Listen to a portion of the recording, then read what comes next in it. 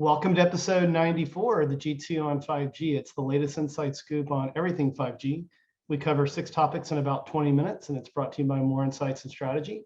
I'm Will Townsend, and joining me again this week is fellow analyst Anshel and Will. I'm going to get started with my first topic. And this week, Deutsche Telekom increased its stake in T-Mobile to nearly 50%. It's actually 48 point something percentage. And my question is, what could it mean for new 5G service delivery, especially in the enterprise? And I've been a little critical of T-Mobile in the past for being very consumer-centric, but we've seen quite a few announcements from T-Mobile for Business recently with their TIoT announcement and other initiatives. And my thought is, with Deutsche Telekom increasing its investment, obviously they're doing that because T-Mobile is performing well.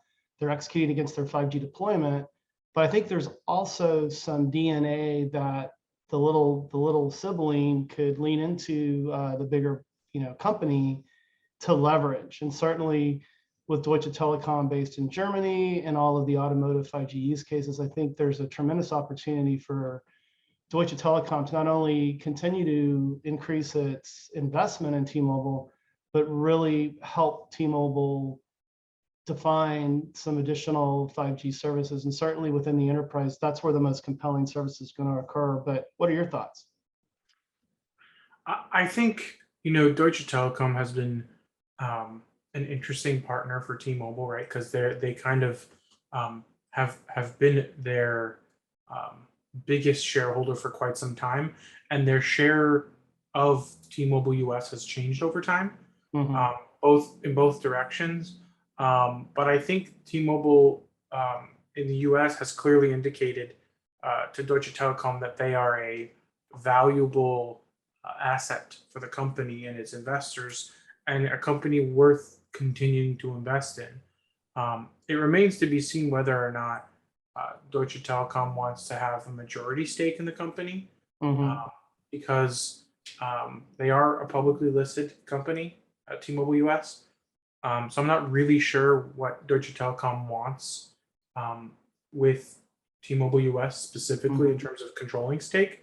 But I think when you look at what T-Mobile has done so far, I think Deutsche Telekom is probably not going to try to acquire more shares than they have now at this point. They're probably going to just be happy with their just ever so minority stake. It's inching closer and closer to that 51%, right? But yeah, I would tend to agree with you. I don't know what the objective would be for Deutsche Telekom to take a controlling interest in T-Mobile. And certainly a lot of this has been offload from SoftBank.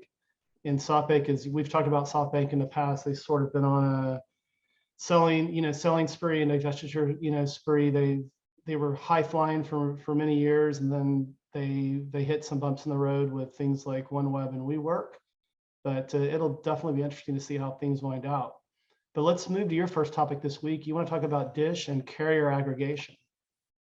Yeah, so Dish, a few days ago, I think might be almost a week ago now, but because when we record the podcast, sometimes stuff falls off. But they recently obtained permission to from the FCC to do some 5G testing in Cheyenne, Wyoming, and this was for aggregating frequencies in the 600 megahertz band. And basically the idea is they are the largest holder of 600 megahertz spectrum other than T-Mobile. 600 megahertz spectrum would really allow them to create a nationwide network that would have really good coverage. Obviously, 600 megahertz would not do great for them in terms of speeds, but that's kind of why they would have wanted to acquire something like that mid-band spectrum that they were competing with AT&T for. So the expectation is that this 600 megahertz band, is a little bit segmented out, and Dish has an A block license, and that there's a possibility they could aggregate it with other carriers that have 600 megahertz licenses as well, to create better speeds at these lower bands, which is the biggest criticism of these lower bands, right? Because they have great coverage, but the speeds are a little bit iffy, and that's mostly because you're not able to acquire enough spectrum to actually get significant speed. So I think this will be something that we'll see kind of shake itself out down the road. No one's really been doing 600 megahertz for aggregation. Mostly they're aggregating 600 with higher bands. So it'll be interesting to see what that looks like in terms of performance and coverage. But in general, I think it's just a way for Dish and other carriers to take advantage of something like a feature like carrier aggregation in 5G coming from 4G, and make the most of the spectrum that they have, and work towards better speeds and better coverage. Certainly that's important, doing more with less. And so it'll be interesting to see how that winds out with Dish. But let's move to my second topic this week. And I want to talk about Intel. And they bought recently an open source startup called Ananki. Sounds like a Star Wars character. And the company does 5G SaaS, and it's all based on open source. And Ananki was a startup that came out of the Open Networking Foundation, the ONF. And I think this aligns really well with Intel's strategy. Intel is taking a very software-centric strategy.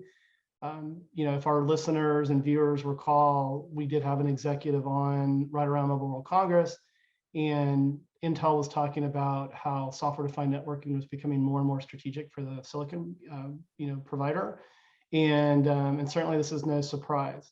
Intel continues to want to bolster its networking capabilities.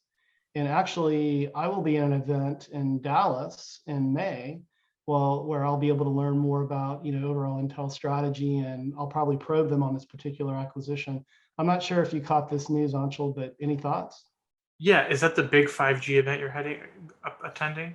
No, it's an Intel event that they are sponsoring at the Gaylord. The Intel On, I think, or Intel Vision? Intel Vision. Intel Vision, yeah. And you and I will be we'll be at another event, but I was invited to attend the very last day. So I'm looking forward to that after we spend some time together in Phoenix.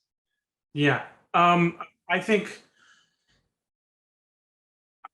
when you look at where Intel sits in the value chain, them acquiring somebody like this, I think is a way for them to offer a more complete solution. Because I think right now, they're basically providing the semiconductors and some of the software, right?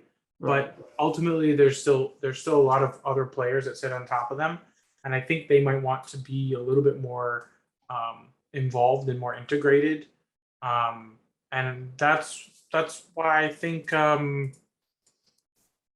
you should kind of expect them to continue to expand in this area. And trying to go more vertical.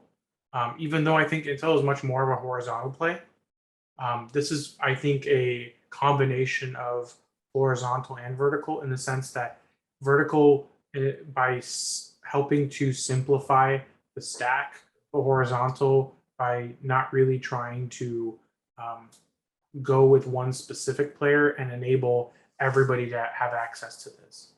Yeah. Private 5G, private cellular networking is hot these days. I talk about it quite a bit. I write about it quite a bit. So it's not surprising to see Intel adding this capability to its portfolio. They were sort of mum about it. There weren't a lot of details around, the purchase price and that sort of thing, but it was a private company. So it doesn't, require the scrutiny of the acquisition of a public company and FTC approval and all of that. But with that said, let's move to your second topic this week. You want to talk about AT&T and the possibility of their exploring 6G, right? Yes, actually. So you're going to find this interesting. The AT&T, the company AT&T, is asking the FCC for two-year experimental licenses in your backyard, Austin, Texas. Oh, wow. Used to demonstrate the functionality and capabilities of 5G advanced and 6G wireless systems. So the specific licenses are in the sub-terahertz band, That would be 95 gigahertz to 3 terahertz. The FCC made the sub-terahertz band available in March of 2019. So they are specifically asking for 5.9 gigahertz of 8.4 gigahertz, which is very much a 5G advanced band. 10.7 gigahertz to 15.35 gigahertz, which is, I think, what a lot of people are expecting to be that 12 gigahertz band that may or may not make it into 5G.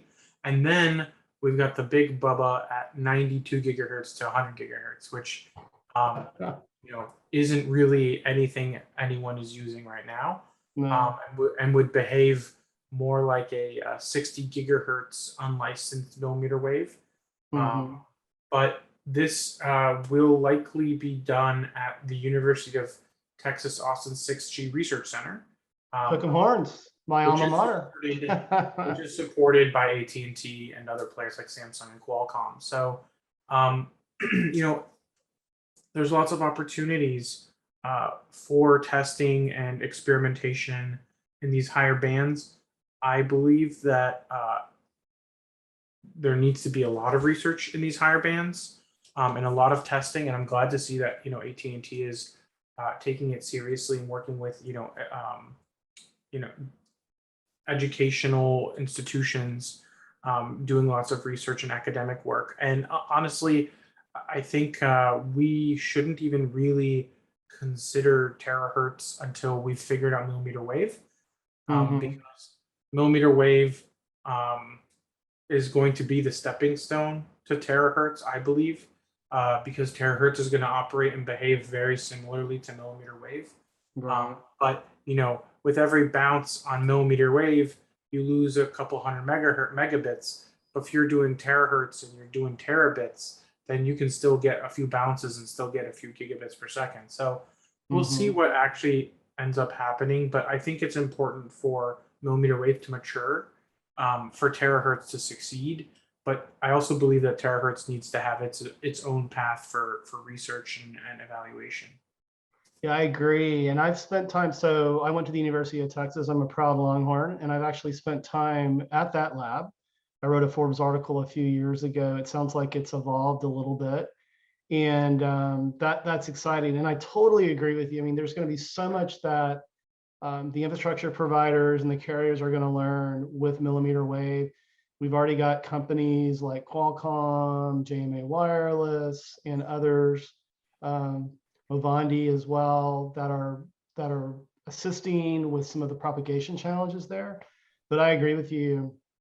There's still a lot to be learned with millimeter wave. We've got to figure that out. That is absolutely a stepping stone to terahertz, and we've talked about that before. That's been our assumption around 6G. And so I applaud AT&T for getting out in front of it. So it'll be interesting to see what happens. And I think over time, you and I are going to be afforded an opportunity to spend more time with AT&T. I mentioned on the last podcast, I spent time in New Orleans with Scott Mayer.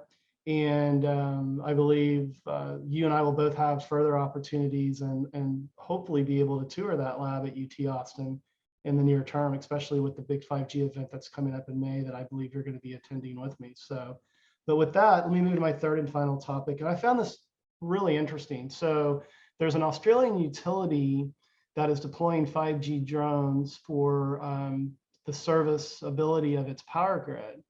And so I started thinking, what are the benefits and can it serve as a model for the rest of the world? And the benefits are quite simple.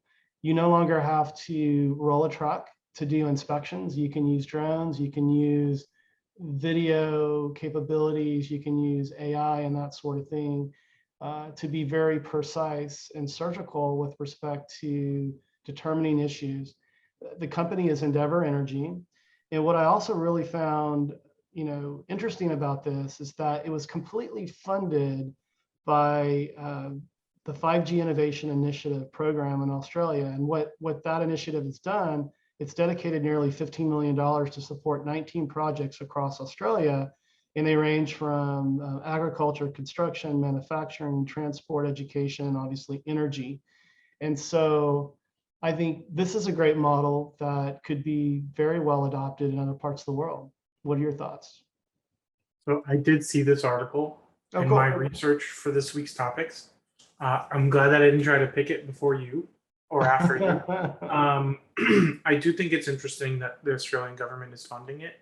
Um, I think that it's really interesting because it's helping them to maintain more than 60,000 kilometers of power lines and 32,000 substations.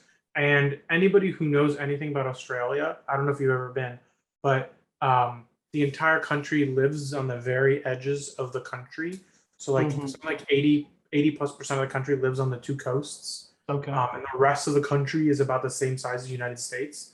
Right. So there's this great wide expanse and vast infrastructure that needs to be built because you need to get the power across the country. And having somebody to maintain that as a physical human being is quite the task. Sure. And I think because of that, it's the automation is the only way to go. And automating this with drones is a huge opportunity. I'll add that this project was a joint partnership with the Australian operator Optus and AWS, which I think is providing some of the cloud infrastructure to make this possible. And apparently, there's also a video analytics developer called Unleash Live, who is also helping to produce this solution for Endeavor Energy. So I think it's really interesting, and I think it's going to be a model potentially for other deployments across the world. I live in a place where fires are a big deal. So I think having a utility that can constantly monitor and maintain its power lines is extremely important. I know it's a problem in Australia as well, and even parts of Northern California. I mean, a large chunk of the West, right? So I think this is a good opportunity for operators, and we know that they're already using it for their own infrastructure. So I think infrastructure is going to be probably one of the biggest applications for some of these 5G drones. Yeah, and the video analytics become very critical and key as well. So a really, really compelling use case that really highlights the capability of 5G. But let's move to your third and final topic this week. And there's news from the Linux Foundation and Google Cloud Platform, right? Yeah, so the Linux Foundation and Google Cloud have launched this platform, I guess you could call it. It's an open source project. And it's called Nephio. And basically it's a partnership between a bunch of carriers and infrastructure vendors. I'll read you Nephio's mission. It says Nephio's goals to deliver carrier-grade, simple, open, Kubernetes-based, cloud-native intent automation and common automation templates that materially simplify the deployment and management of multi-vendor cloud infrastructure and network functions across large-scale edge deployments. That is one sentence. Nephio enables faster onboarding of network functions to production, including provisioning of underlying cloud infrastructure with a true cloud-native approach, and reduces costs of adoption of cloud and network infrastructure. So that's two sentences. But I think it's quite clear that this is a edge orchestration solution. And they've got three big groups of people that are involved right now. They're the telcos, the cloud providers, and network function vendors. They've got a list of participating organizations. I'm going to rattle these off really quickly, but I've got the logos in front of me. We've got Airtel, which is a carrier. We've got Bell. We've got Elisa. We've got Equinix. We've got Geo. We've got Orange. We've got Rakuten. We've got TIM. We've got TELUS. Then we've got Virgin Media O2. We've got Windtray. We've got Vapor, ARM, Casa Systems, F5, Ericsson, Google Cloud, of course, Intel, Juniper Networks, Mavenir, Nokia, Parallel Wireless, and VMware. That is the list comprehensively so. I think it's a pretty good list. But to some people's point that have already been reporting on this, no US operators. So I think this is going to be Google's play to strengthen their edge cloud outside of the US. to increase their potential influence within the US. Because I think right now, when you look at their edge play today, they are weak compared to Azure and AWS. And I think this might be their strategy to, at least on a global scale, do better, and potentially even in the US by using, operators outside the US. Yeah, I agree with you 100%. This is Google's opportunity to level up from a competitive standpoint with AWS and Azure that have made significant investments in edge enablement. I'm also impressed with the initial list of participating companies. I work very closely with the Linux Foundation, and I'm very familiar with all the different working groups. I've always been a very solid proponent of open source, even before Open RAN became cool. And this is an impressive, just out of the block, this is an impressive set of companies that are participating. I would expect that over time, it will expand to include US carriers, but good stuff. And what we should do too, Anshel, is include a link to this, because I think our viewers and listeners would probably want to double click into this. But it's been another great podcast this week, my friend. Why don't you take us home? Absolutely. And I'll include the link to this open source project in the description on our podcast page, as well as on our Twitter feed. So head on over there if you're listening or watching. But yeah, we hope our viewers and listeners found this week's topics interesting. If anyone out there would like to provide insights on a specific 5G topic for a future podcast, please reach out to us on social media. Will is at Will Tech, and I'm at Anshel Sog. We hope you have a great weekend, and please tune in again next week.